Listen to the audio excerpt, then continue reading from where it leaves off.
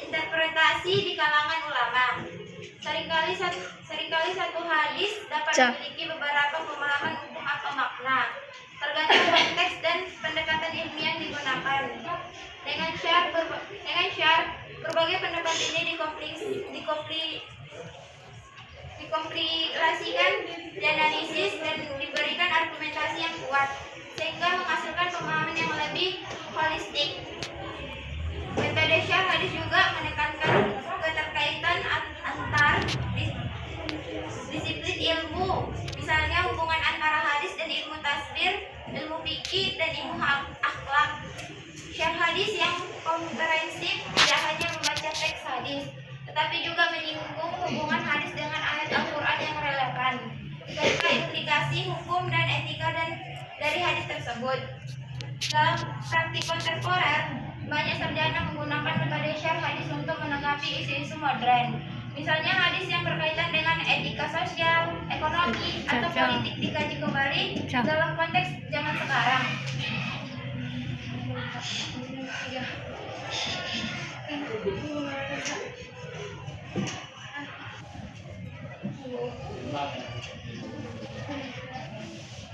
Hal ini menunjukkan fleksibilitas. Waalaikumsalam warahmatullahi Terhadap dinamika, tapi juga mempertimbangkan makna,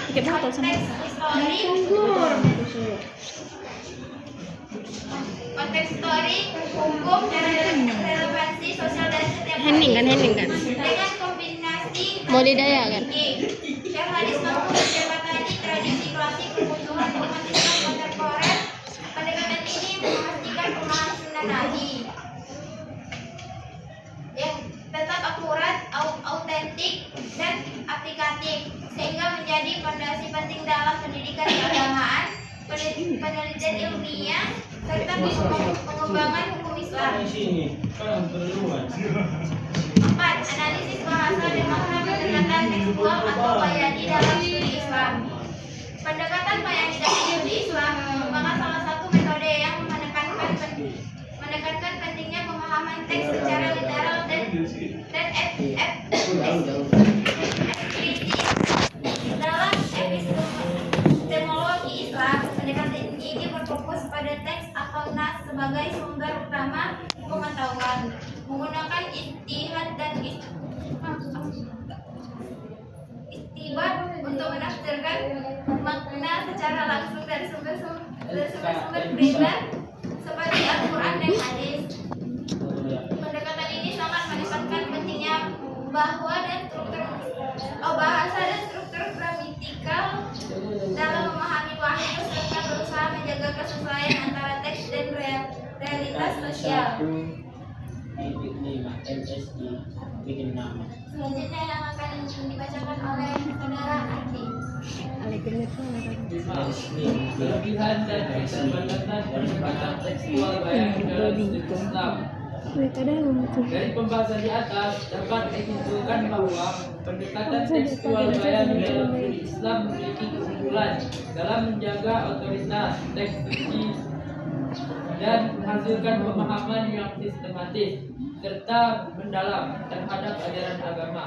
Namun, pendekatan ini juga memiliki keterbatasan seperti kecenderungan dogmatis, kurang adaptif terhadap perubahan zaman, dan terbatasnya ruang bagi penalaran rasional serta pengalaman spiritual. Oleh karena itu, agar studi Islam lebih komprehensif dan kontekstual, pendekatan bayani sebaiknya diintegrasikan dengan pendekatan rasional atau burhani dan spiritual atau irfani, sehingga mampu menjawab tantangan kontemporer sekaligus tetap menjaga kemurnian teks dan tradisi intelektual Islam. Baik, mungkin itu saja materi yang dapat kami sampaikan mengenai pendekatan tekstual bayani dalam studi Islam. Selanjutnya masuk ke sesi kedua. Apabila teman-teman ada yang ingin bertanya, silakan.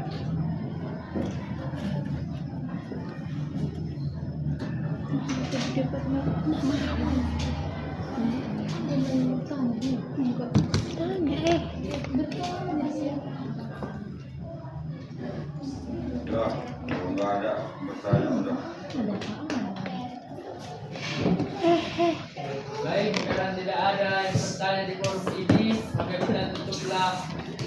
Apa Kak Siti? Mau tanya kakak. Astagfirullahaladzim, di mana ada? Ya udah tanya lah. Oke, silakan.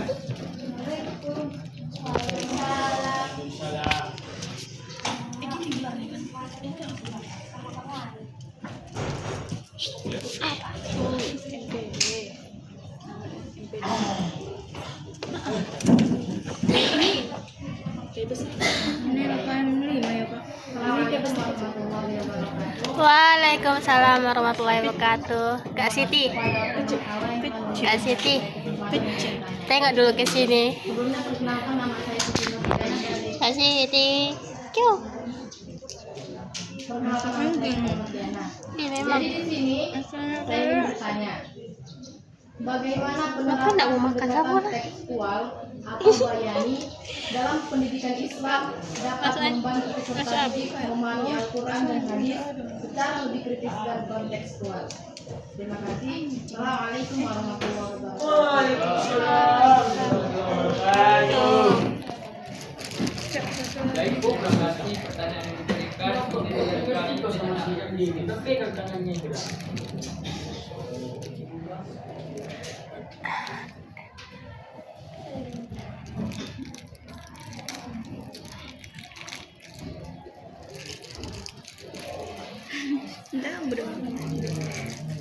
Kemana?